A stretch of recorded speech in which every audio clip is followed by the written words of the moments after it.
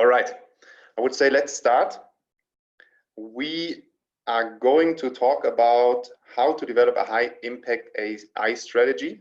And before we dive into the webinar, I want to give you a quick introduction of what we are doing, what Omdena is, what today's agenda is, and how we can cover as many as your questions throughout this webinar, because we are going to make it interactive. So real quick, my name is Michael. I'm heading partnerships and community at Omdena. And Omdena is a collaborative platform for AI education. That means that we are organizing AI challenges that are based on collaboration. And we currently have around 150 enthusiasts from more than 25 countries working on different challenges. We have a challenge in Nepal on crop identification. We have a challenge on building a model for anomaly identification on Mars surface. And we also have a challenge on identifying trees on satellite images to prevent fire outbursts once trees fall on power stations when there are storms. And today's webinar is going to be divided into 3 sessions. First, Neil Sahota is going to talk about how to find the right off-the-shelf AI solutions, how to test AI before full implementation, and he will also touch on how to build a high-performing team. And after that, Rudradeb Mitra will talk about how to build trust and increase adoption in AI, and he will share a use case of Omdena. And then we will have a 20 minutes Q&A session. We already received around 30 questions from you in advance, and I picked some of them that we will cover. And then also what you can do is you can drop questions throughout the webinar in the Q&A session. So you see it below, there's something called Q&A, there's a chat, and there's also something which is called raise your hand. So after the first 40 minutes, you can share all your questions, and if you want to say something, then just raise your hand and I will loop you into the webinar, and then we can cover all the questions that you have along the way. Who are the panelists today? First of all, Neil Sahota. Neil Sahota is a United Nations AI subject matter expert. He is an advisor of Global Fortune 500 companies. He recently published a book called Own the AI Revolution, Unlock Your AI Strategy to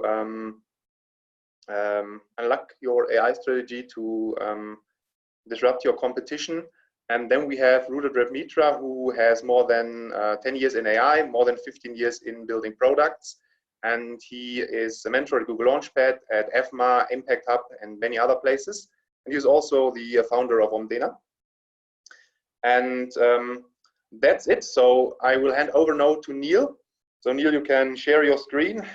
You can start the first 30 minutes of today's webinar.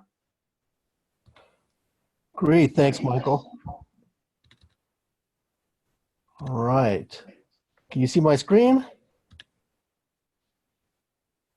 Perfect. Well, welcome everybody, whatever time zone. Good morning, good afternoon, good evening. Thanks for joining us.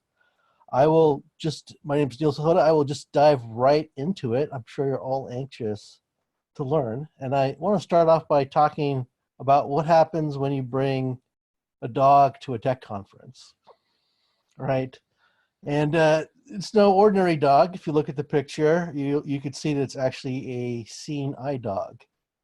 And there's a nonprofit called Guiding Eyes, and what they do is that they, free of charge, provide these dogs to people that are vision impaired.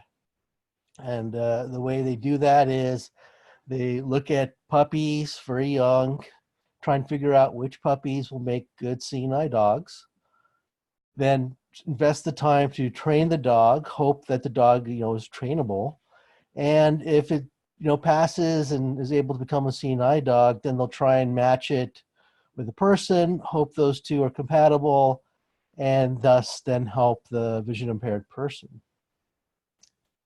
Now, a lot of time, a lot of effort goes into this.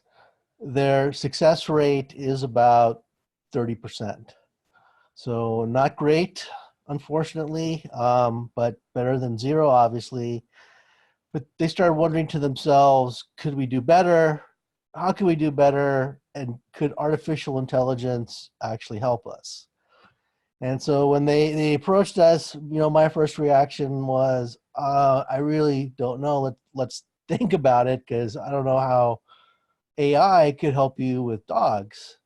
And so going through that, we learned there was actually a lot of data on dog psychology, and data being the fuel for AI. We looked at it, we saw we had some good subject matter experts, and we said, okay, what if we trained an AI in dog psychology and training a dog and some of these other things? And so today, Guide and Eyes uses an AI tool where the AI works with people, and the AI can look at dogs as young as 7 days old and figure out which dogs will make the best CNI dogs. Then it'll work with the humans to train the dog, and then taking the dog's personality, the human's personality will do the matchmaking, and hope improve obviously the the sync up there. As a result, Guide and Eye's success rate has gone from 30% to a little over 70%. That is the power we have at our fingertips. That, however, is also not an obvious quote unquote use case for AI. And that's where I think a lot of people, a lot of organizations struggle, is really unlocking that potential. How do we actually do this? We always think about automation, doing something faster, cheaper, better quality. With AI, we've unlocked a whole new set of capabilities. As a result, we need people that understand what those capabilities are, have the ability to think differently, and find these opportunities and make them reality. So before I really jump into it, I want to level set on what is artificial intelligence, because I know there's a lot of different definitions. There's some hype. Is this really AI? Is it quote unquote partial AI? What is this, just deep analytics?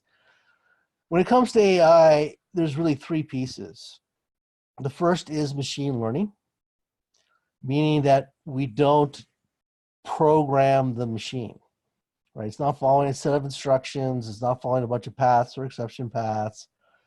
It learns by doing, right? We're really giving the machine rules on how to make decisions, not the decisions themselves, right? These rules on how to make decisions we call the ground truth, and the machine, through its own, corpus, body of knowledge, experience, just much like we as people do, uses all this stuff combined together to learn and make recommendations, suggestions, provide answers, and so forth. So one, machine learning. Second is the ability to really understand natural language. And I can't, just overstate this enough, that this is incredibly hard for machines. It's easy for us as people, but not so much for a machine. Think about all the idiom, the jargon, the slang that we use. If I say that I'm feeling blue because it's raining cats and dogs, most people know that, okay, Neil is saying he's feeling sad because it's raining very hard. But what does a machine think, right? Machines are so keyed into keywords. It's going to think that Neil is physically blue because small animals are falling from the sky. That does not compute. So with AI, it has to really understand the context of the conversation. It has to understand that some things are literal and some things are not. Some things are metaphors or abstract. It has to be able to understand concepts, right? So just like if you think about France, right? Machines often associate, okay, country in the EU, 50 million people population, I forget, I think maybe 70 million square kilometers. But if you talk to a person, things that invoke, ideas when it comes to France are red wine, the Eiffel Tower, the Louvre. So the machine has to understand this, and this is where the natural language understanding really comes into play. And then third is the ability to interact as if it were another person. not based on keywords, not, I say, hey, Alexa, what's the weather? Nothing like that. It's like ability just to have a conversation. Imagine you want to go out and buy a bicycle, right? And you're trying to figure out which one's the right one for you. So you have an AI tool that knows about bicycles. So you might say, hey, I want to buy a bicycle. What should I get? The AI might come back and actually say, well, why do you want one? Well, I want to get back in shape. So the AI will be like, well, how often do you think you'll ride it? I'll ride it, 4 times a week, maybe 30, 40 minutes a time. And the AI will be like, okay, where will you ride the bike? I'll ride around my neighborhood. And then the AI will be able to say, hey, this is the right bike for you. So it's like having a best friend that happens to know about bikes. You can have a quick conversation. But in addition to what the AI might know about bikes and the questions that it asks, it probably knows other things about me. For example, it might know that, oh, I know Neil doesn't like to spend a lot of money on stuff, so I'm not going to recommend an expensive bike. It might also know that, hey, Neil tends to be a pretty busy guy.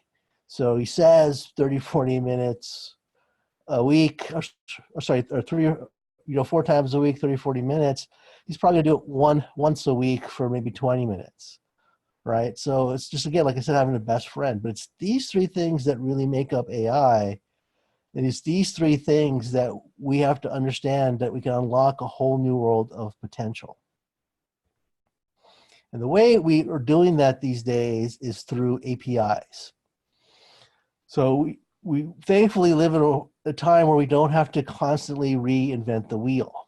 There's pieces out there all over the place available through cloud services that allow us to snap in these, little widgets, these little pieces of AI that we can interweave together into any device, whether it's a phone, a tablet, a car, a fridge, a video game, it doesn't matter. We have the ability to install these engines wherever we want. More so, we have to understand when it comes to AI, these APIs come in 4 main types of flavors: language, speech, vision, data insights. So language is the ability to really, again, do the understanding of the natural language, or we call natural language processing, NLP. So we don't have to necessarily figure out everything that we need to do and build it from scratch. We don't have to invest a couple of years just doing that and train up an AI. There's lots of tools out there we can actually use that. The same thing with speech. You think about all the voice recognition, things like Alexa, Siri, Cortana, Bixby, Pixel, all these things are leveraging speech to text, text to speech. And then, of course, there's computer vision, the ability to recognize pictures or even video. And so you look at something like Google Vision, they provide really great APIs around that. And then lastly, the data insights, the ability to crunch millions of variables, process a huge amount of data, find those hidden connections that just aren't obvious to us. So we live in an age where we have AI ecosystems. And all the big companies like the IBMs, the Googles, the Alibabas, the Amazons, the Baidus, even SoftBank, all have their own suite of APIs. And in some cases, we can actually mix and match the APIs together to build what we want. Now, I will warn you, more often than not, even though we have a lot of these powerful tools in our hands, it may not get us to 100% of what we need. It might get us 70, 80% of the way there. There's always some level of proprietary work that we need to do in trying to connect the dots and build that last piece of the engine. And that really has to do more with domain-specific items, which I'll talk about in a little bit.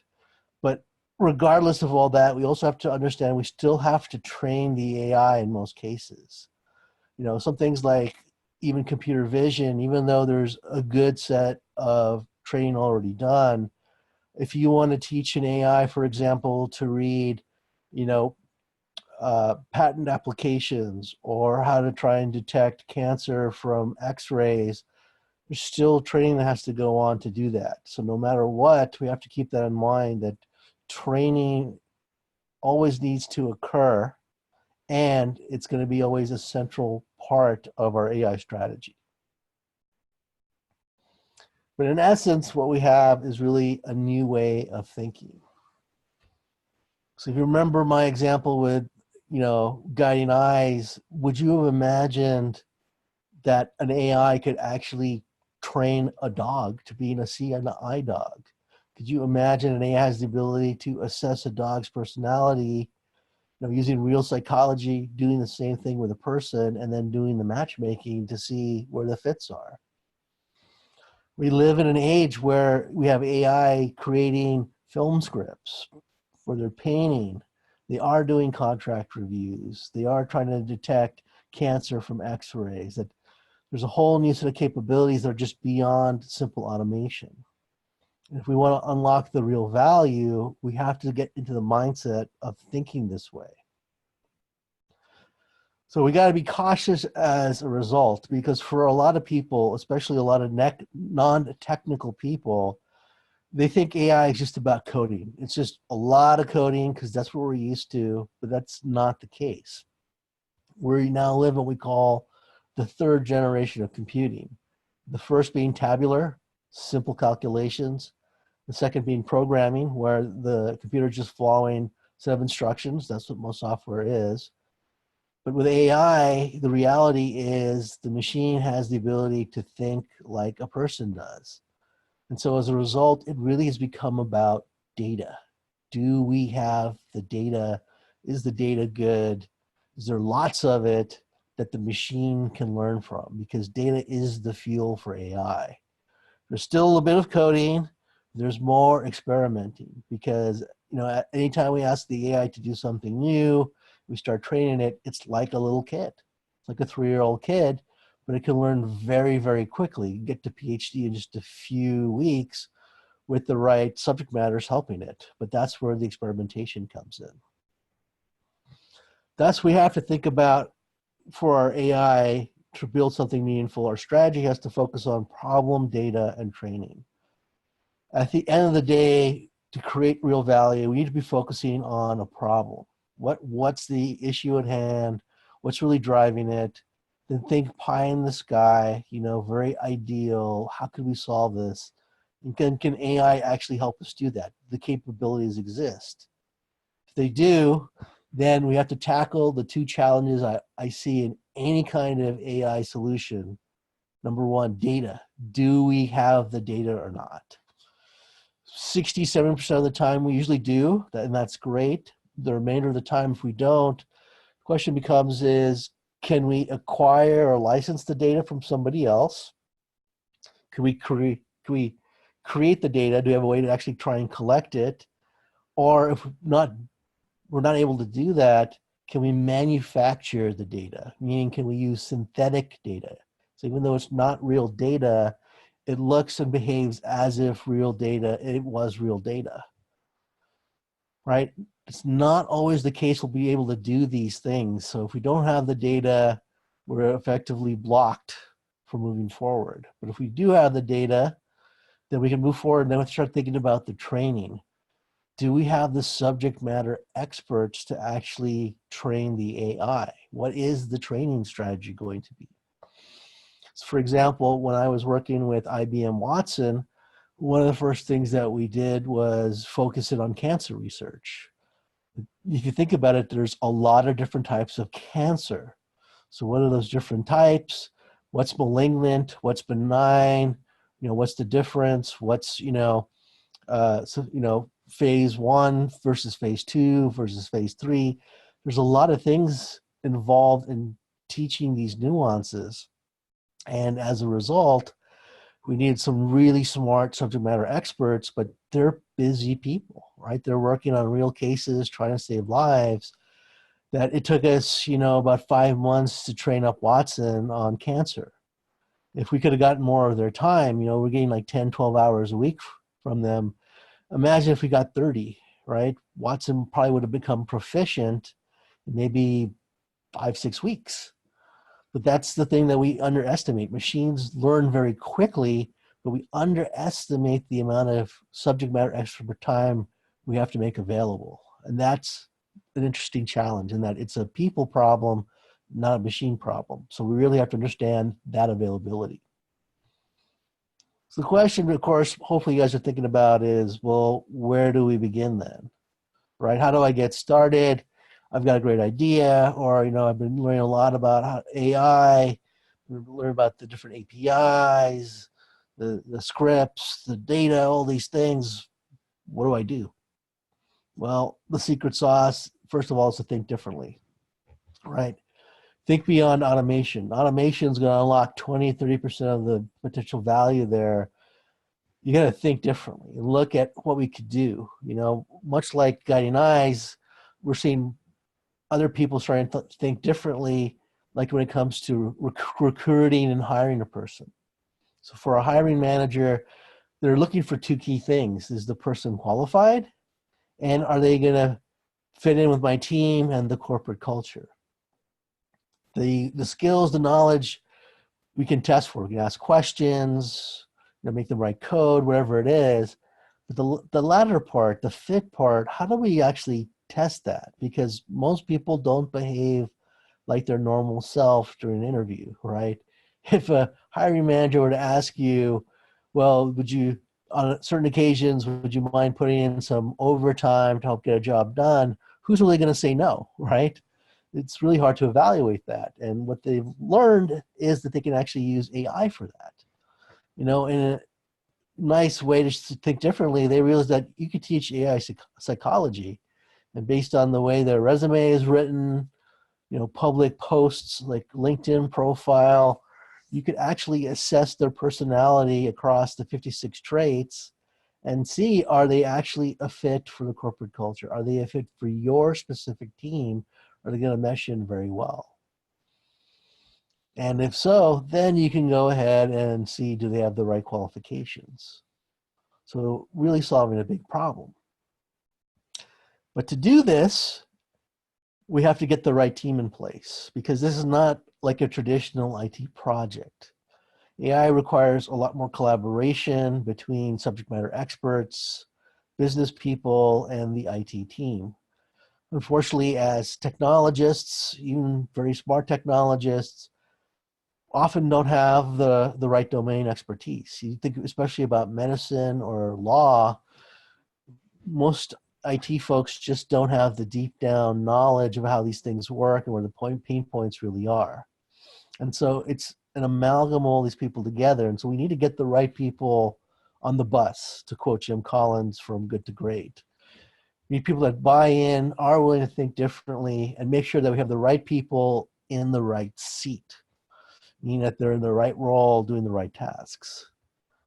And then they have the right mindset, right? I love this quote from Dune, because fear always seems to rule the day. Most people I know don't like change, but AI is very much about change. We're disrupting the way we're doing things. We are thinking differently, trying to take a whole new approach, and we need a team that buys into that. Otherwise, we'll never unlock the full value of what we're trying to solve. So the pieces of the puzzle really then become, do we have the right skills? Do we have people that know the different APIs? Do we know people that know machine learning or robotics? Do we have people that understand what we want to build, the knowledge, the domain expertise, right? If I want to teach a dog how to be an seeing eye dog, do I have a dog psychologist? Do I have someone that understands training practices for dogs? I understand how matchmaking, how a dog and a person bond.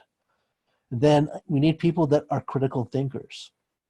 When it comes to AI, especially now that they're making recommendations or even in some cases decisions, we have to proactively think about things.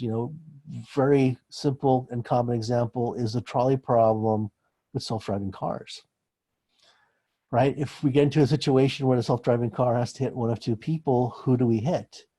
If it's a person driving, it becomes a reaction, right? With a self-driving car, we actually have to come up with some sort of rule to help make that decision.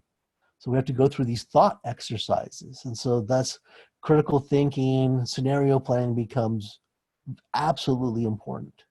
And then we have to think about the experience that we're creating around our solution. What will the user experience? Like, what's the the patient experience? What's the dog experience? What's the student experience? And so forth. And so there's a lot more focus on the arts. So we know we need a lot of technical skills, but we also need a lot of skills in philosophy, the arts, and of course, everybody needs strong interpersonal skills because communication, collaboration are the keys to success. So my magic formula for a successful AI solution, the strategy is define the problem, really understand it, the factors that are creating that problem, marry that with the right domain expertise, right? People that understand the industry, the nature, whatever it might be, that's how you figure out the opportunity. Once you have the opportunity, you add in the great technical expertise, and that's how we create our solution. So it sounds pretty simple. It is not. It is very complicated. Again, I know it's a new way, but we also have to be very careful about bias.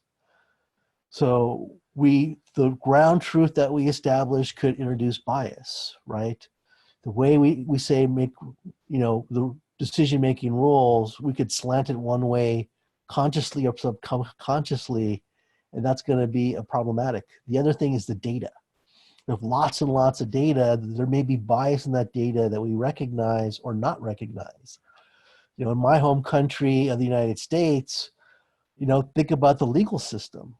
The United Nations is very actively looking at robot judges to reduce corruption in the judicial system. In the United States, we have lots of data, very publicly available data about court records and cases and trials and punishments and all that kind of stuff. It's like we could just feed that to a robot judge, right? And the AI will learn. Well, it might be that in our system, there's a bias. It might be that some ethnicities get lighter sentences and some ethnicities get harsher sentences, right? The AI is going to think that is normal, even though it should not be. That's one area of bias we have to be cognizant of. Another one is what I call the inverted model, where our own biases and how we do things could limit the machine. Machines can do things much differently than we can. Take self-driving cars, for example. We as people, we drive with our eyes. We're very visual. But self-driving cars don't have to rely on just cameras. They can rely on radar, on LiDAR, and auditory senses, right? We know that you'll hear that kid about to run across the street before you see the kid across the street.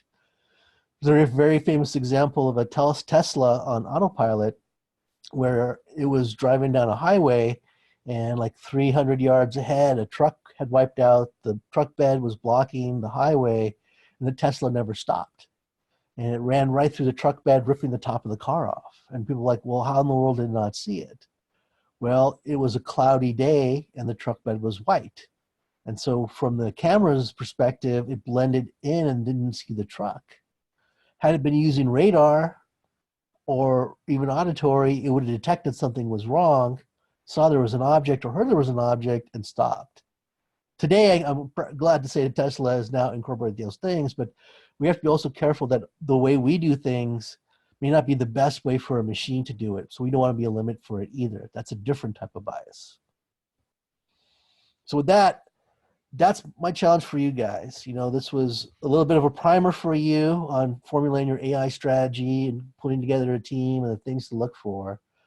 But I hope this is helpful. I don't have time for questions in a little bit, but my challenge to you is think about what you could do. Think about those opportunities. Think about who you might partner up with.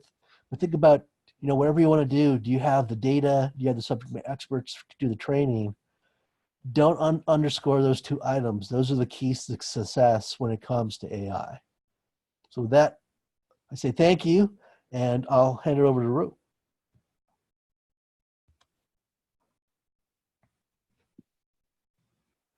Hi, Michael. Shall I start, or do you take some questions?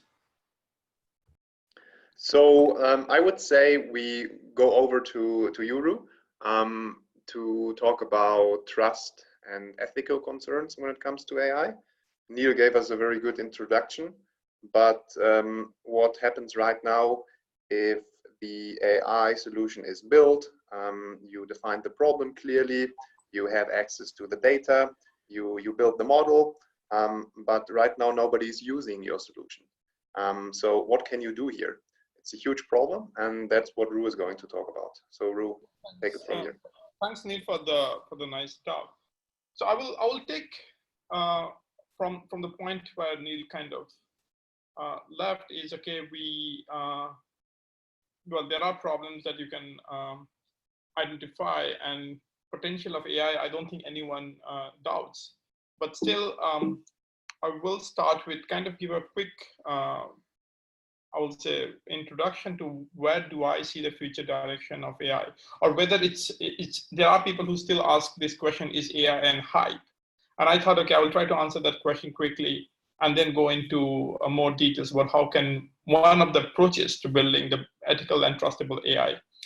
It's not the only approach, but that's one of the approach that we think is a good approach to do. So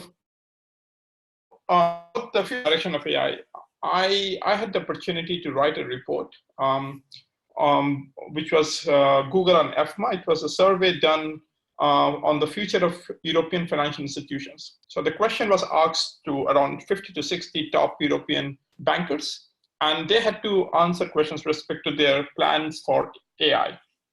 And I thought that this is a good way to kind of show that, look, if banks and financial institutions are responding in a positive way, which normally are very risk averse to new technologies, then it perhaps gives a good direction or good indication of where AI will be actually moving ahead.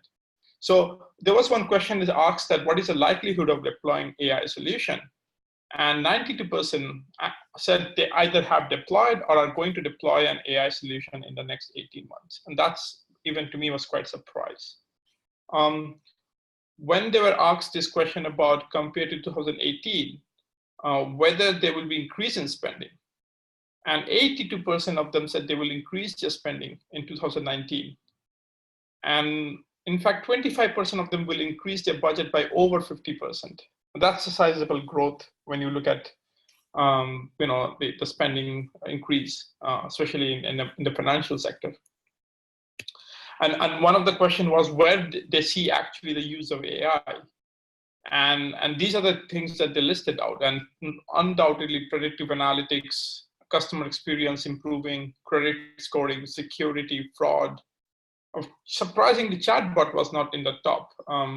But these are the places where they see AI having huge value for their institutions. And I think this is also the direction where a lot of AI applications will be built in other sectors, including.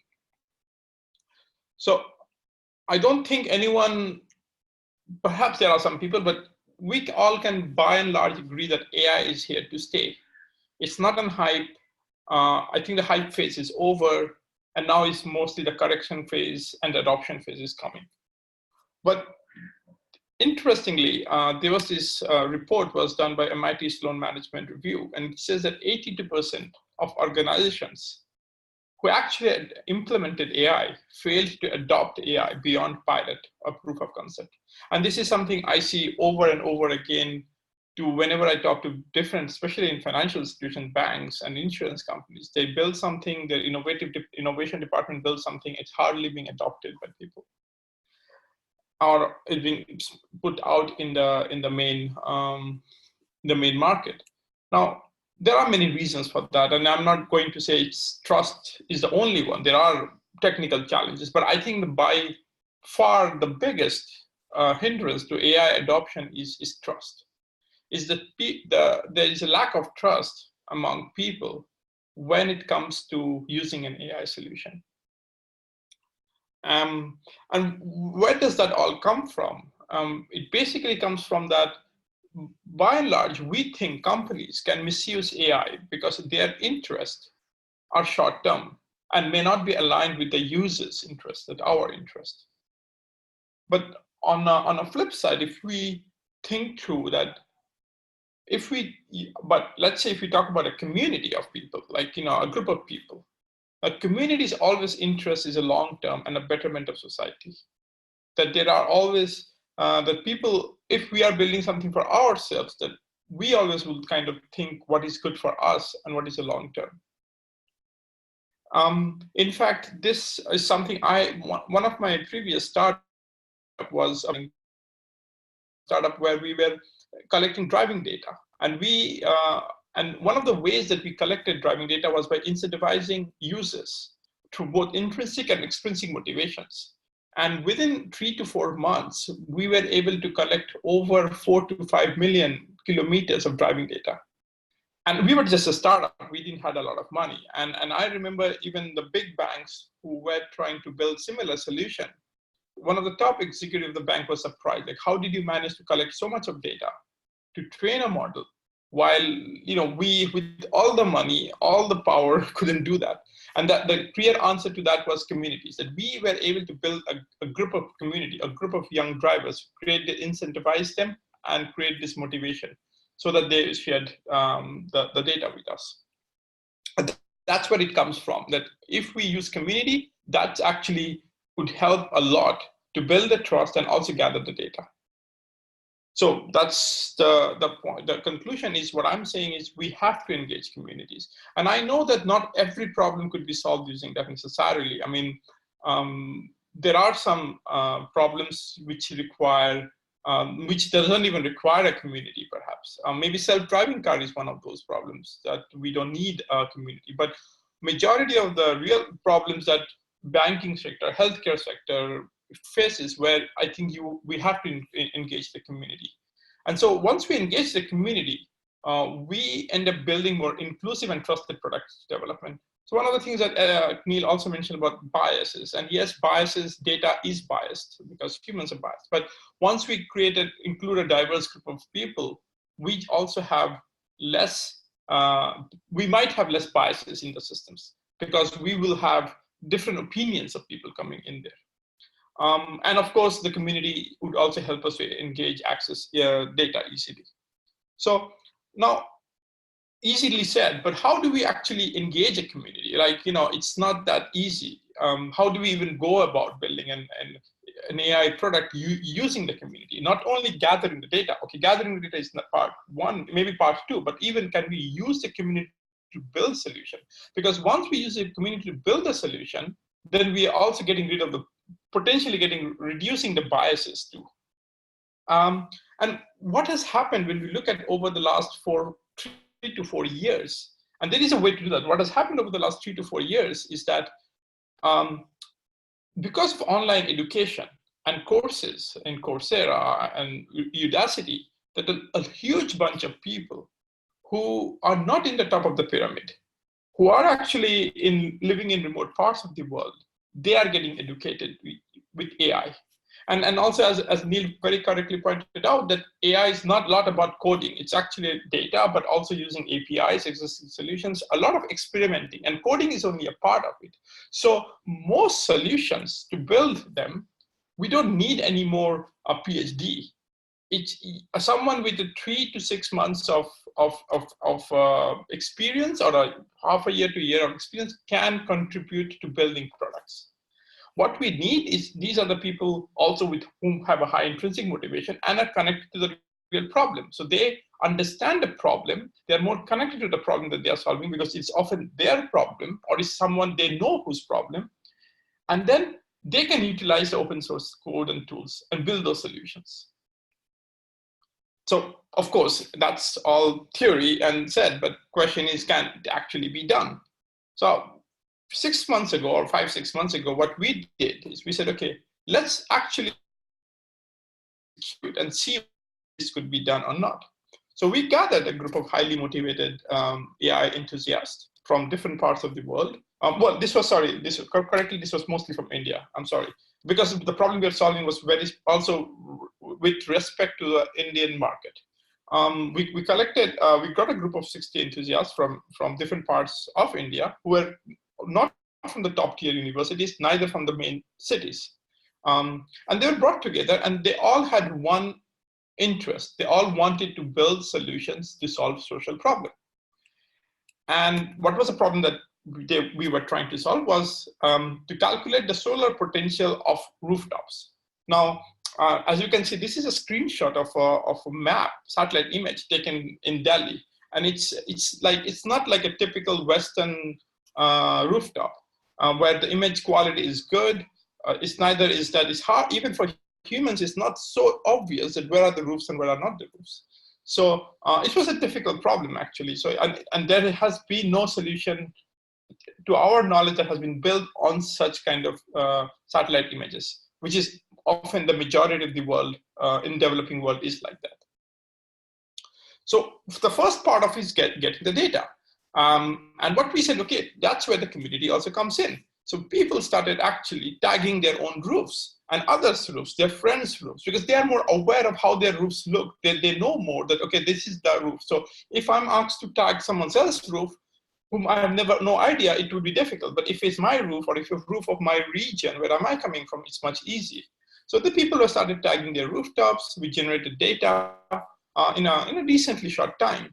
And in 4 months' time, we had our first results. And as you can see, the machine was able to quite well identify the rooftop areas. In fact, we were able to achieve around 80 to 85% accuracy. And this was, as I said, that to our knowledge, no one has been doing this. No one could have solved this problem, in fact. And even Google Sunroof, they don't work on these kind of low resolution images. They only work on high resolution images in the Western world.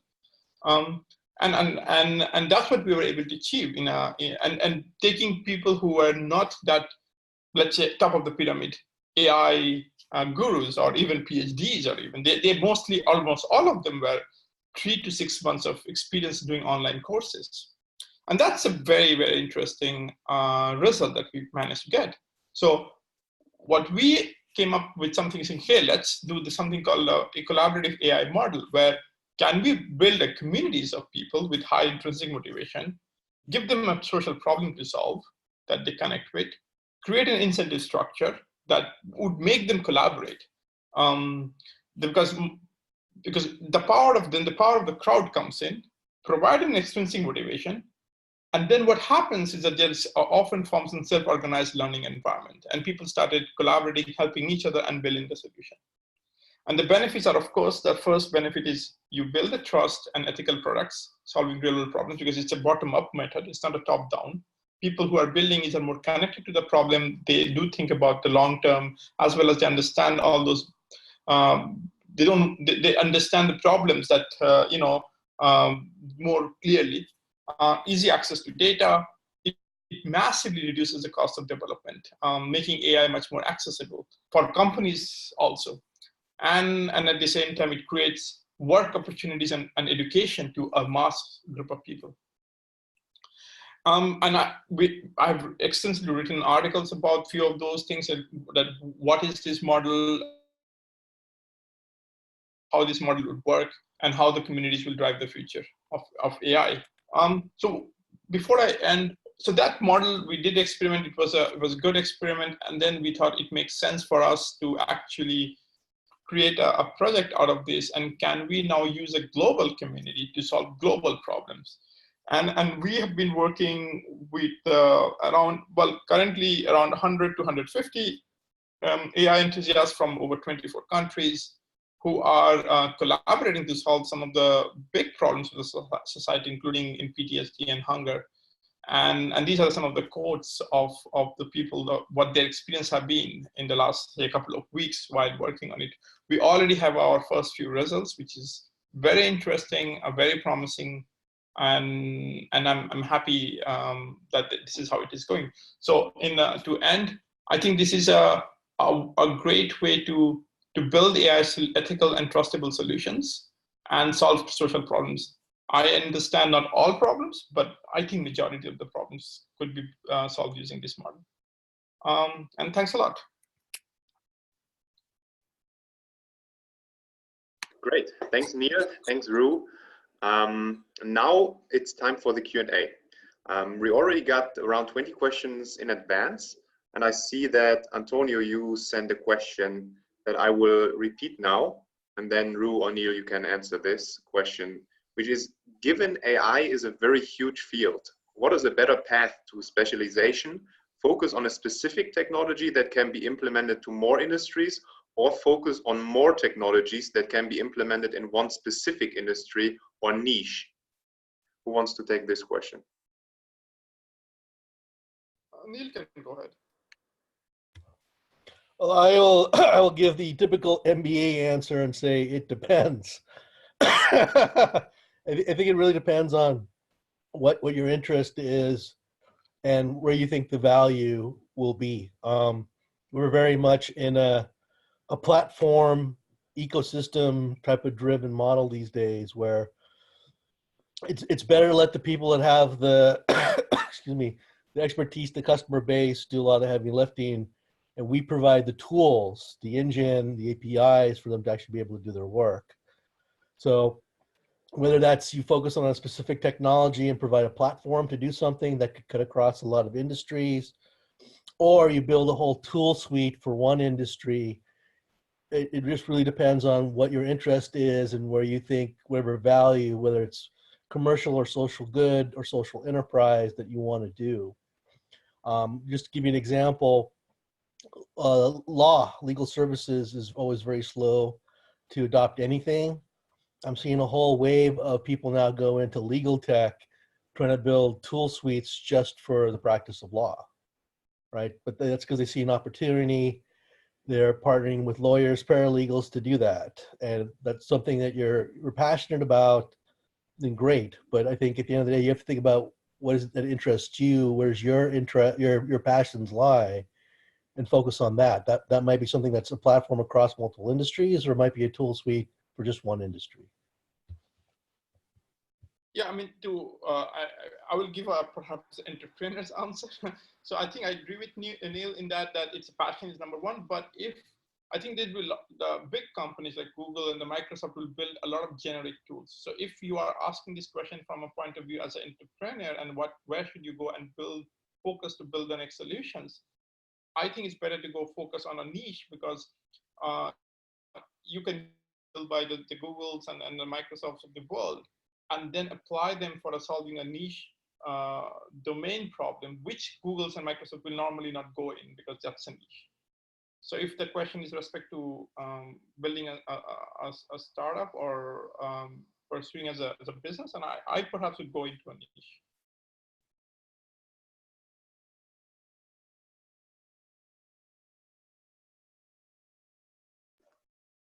All right, so we have a new question from Pascal. A question to Ru. Which incentive structure was in place for the solar roof project? So there were the intrinsic motivation. There was two motivations. Intrinsic motivation was to learn and to grow.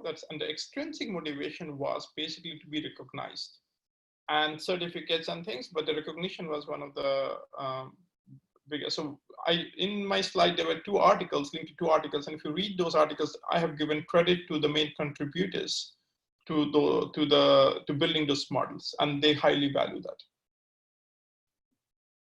And I think that's the basic incentive structure was that. And if you're talking in terms of incentive structure for people to collaborate, the reason of these people to collaborate was because they know individually they are not that good.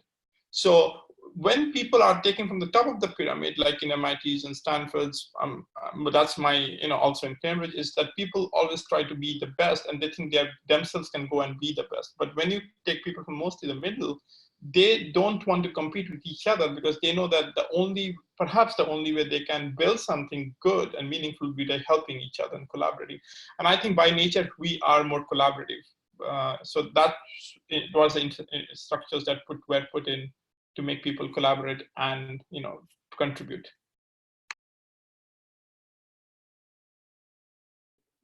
All right, so we have more questions that have been pre-sent. One of the questions is, how can you build AI product teams? Not teams in general, but what is important for AI product teams? And this question comes from Anthony from Germany.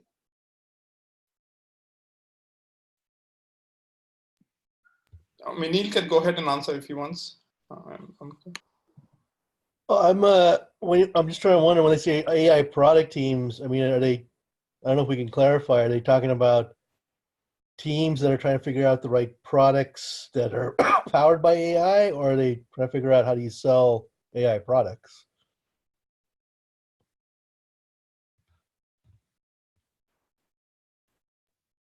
There's no further detail to the question, but he added a detail, which is what is to prioritize when building AI products. So not only the team, but what to prioritize when building AI products.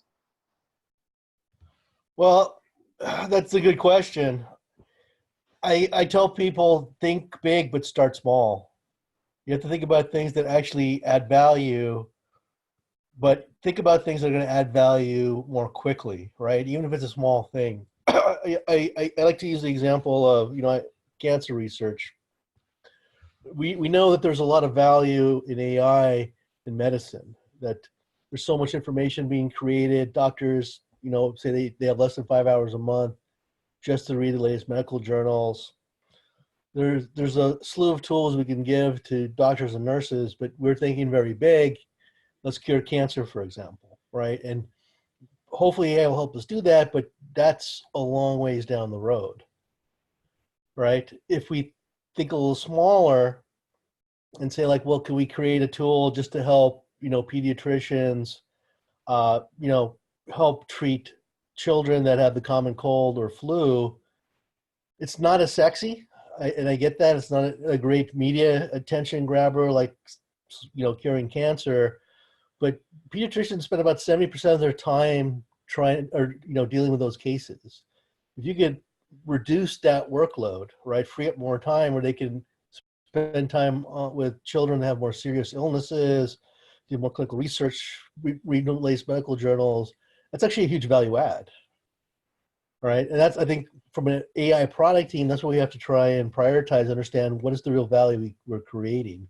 Because it's not just how many things that we can sell and all these types of things.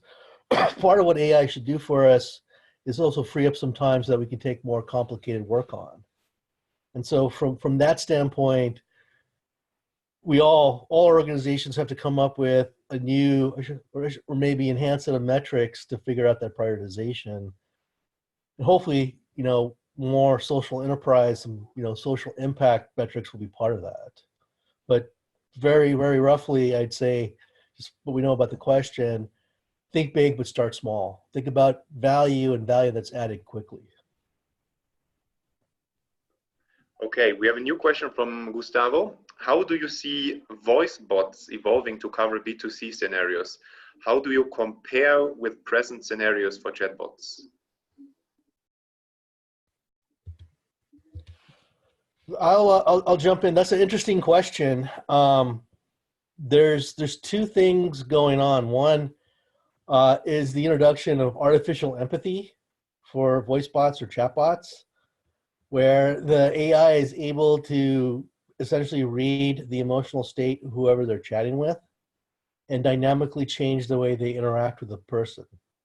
So if they're feeling happy, they might joke around with them more. If they're feeling sad, they might try and cheer them up. If they're angry, they might try and placate them.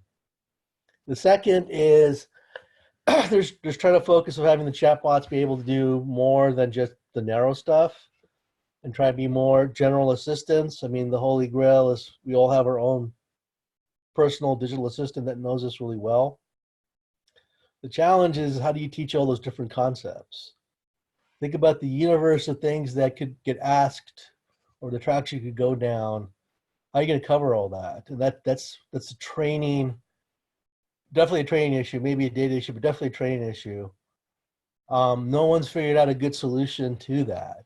They're trying to come up with common sets of topics or lists so that rather than say, I can only chat with you about our product or about our service or about the weather, they can at least have conversations along 4 or 5, maybe one day 12 tracks.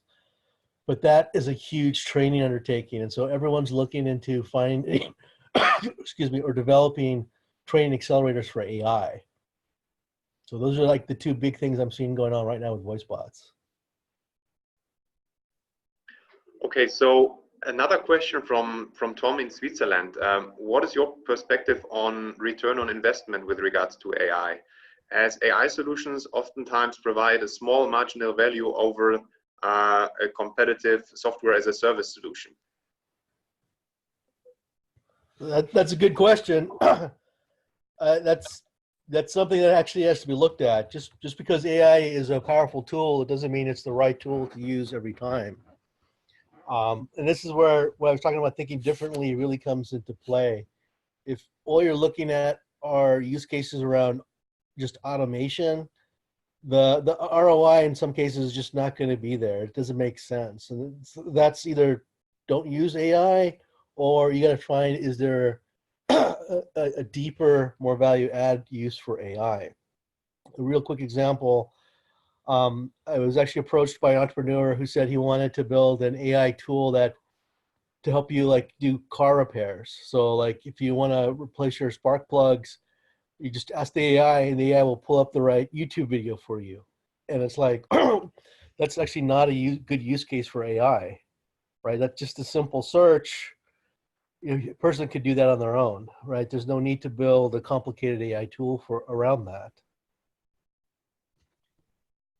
Yeah. So if I can chip in there, I actually wrote a lot about it. And also when like talking to banks, this is the most common question that I hear from executives at ROI. And my standard answer is any disruptive technology, including AI, is very hard to calculate the ROI.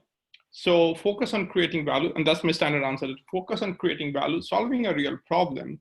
And then the ROI will come back. So one of the good examples that, as you saw in the focus areas of the financial institutions, is customer engagement, improving customer experience.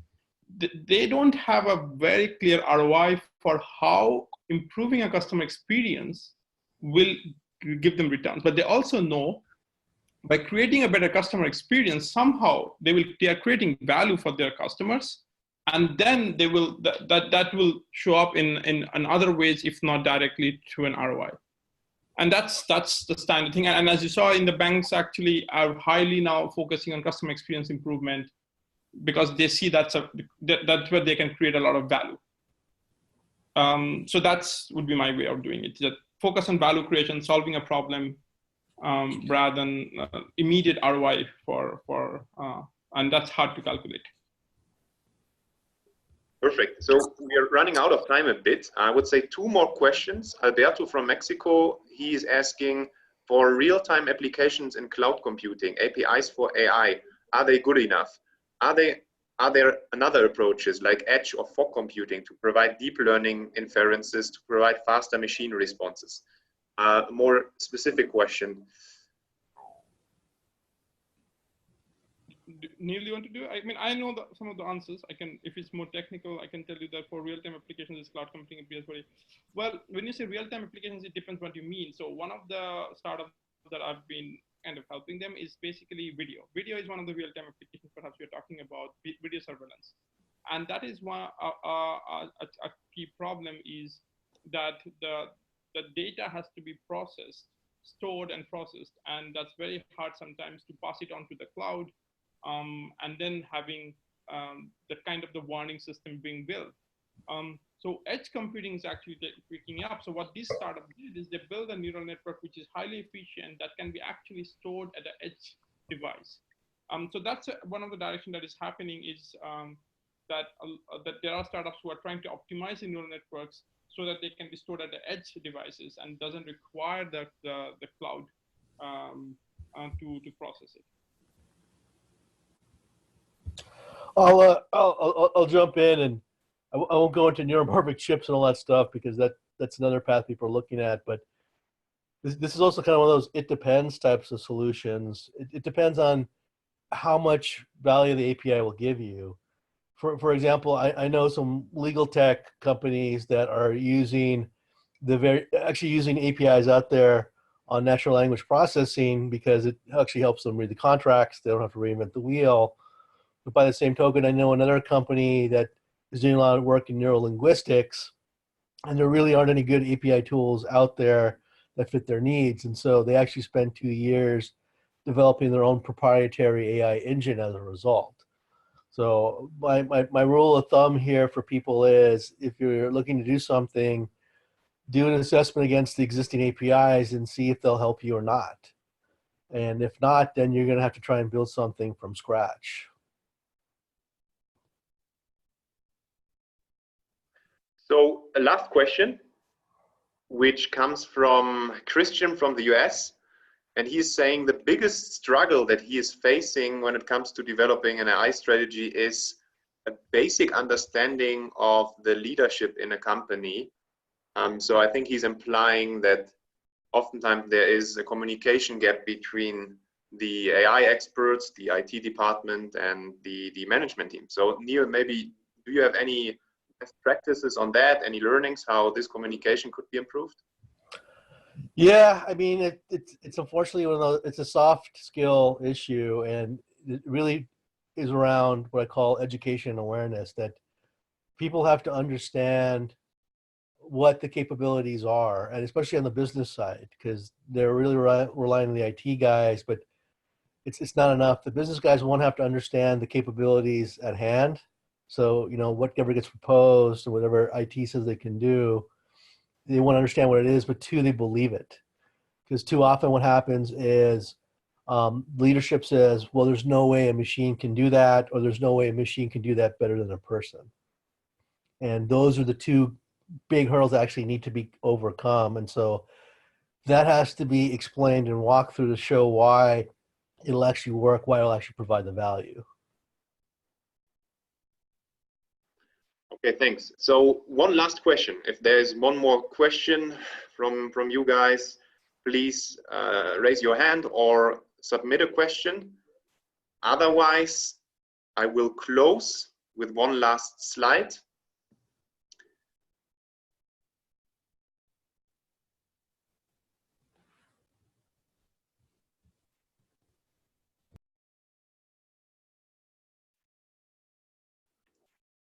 So Neil, Ru, thank you very much for the introduction. I hope that there was valuable information for all the listeners.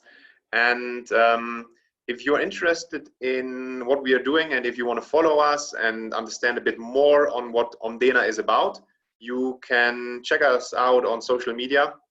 You can use the hashtag collaborative AI.